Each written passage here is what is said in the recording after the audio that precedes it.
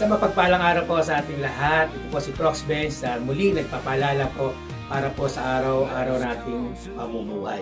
Sabi nga po sa Efeso 4:31 hanggang 32, alisin ninyo ang lahat ng sama ng loob, poot at galit, huwag kayong magbubulyaw, manlalait at mananakit ng damdamin ng inyong kapwa.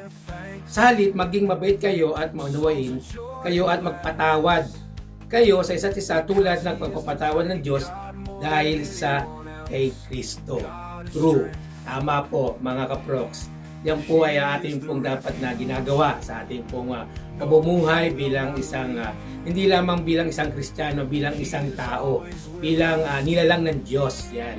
Sapagkat at sinasabi po rito sa verse na to, ay wag po tayo daw magbulyaw o manlait o manigaw man lang sa ating kapwa sapagkat alam naman po natin na ang lahat po ng nilalang dito sa mundong ito ay pag-aari ng Diyos.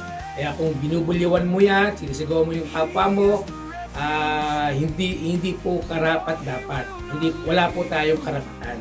Sapagkat ang Diyos ang tunay ng tanging siya lang ako pwedeng magbigay ng anumang kapasyahan sa kanyang gagawin para doon sa isang taong iyon. Kung nagkakaroon tayo ng pagkakasala o pagkakamali doon sa taong iyon, ay iwasan po natin sapagkat hindi po magiging tama at pananaw natin na tayo po ay mabulyaw o manakit o magtanim ng galit sa ating kapwa. Sapagkat ang Diyos ay ang ninanais niya ay maging mabait tayo at manuwain sa ating kapwa. Ito man ay Christian o hindi man Kristiyano pa, ay tao pa rin yan. At yan ay pag-aari ng Diyos. At hindi natin pag-aari. Kung ikaw ay nasa posisyon, kung ikaw ay boss, kung ikaw ay nasa mataas na antas, ay bumaba ka.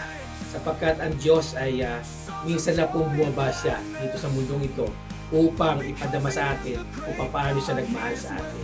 Yun po ang ninanais ng Diyos, magmabay tayo, manuwain, at mapagmahal at mapagpatawad sa kapwa. Kaya kung hindi pa tayo napagpatawad sa ating kapwa, ay gawin na lang po natin. Sapagkat ang ninanais ng Diyos ay tayo po ay bigyan ng maayos pong pamumuhay at may pagpapatawad sa ating kapwa. Yun ang ninanais ng Diyos. Mahal tayo ng Diyos tayong lahat. Ako si Prox Benz. Salamat po. God bless.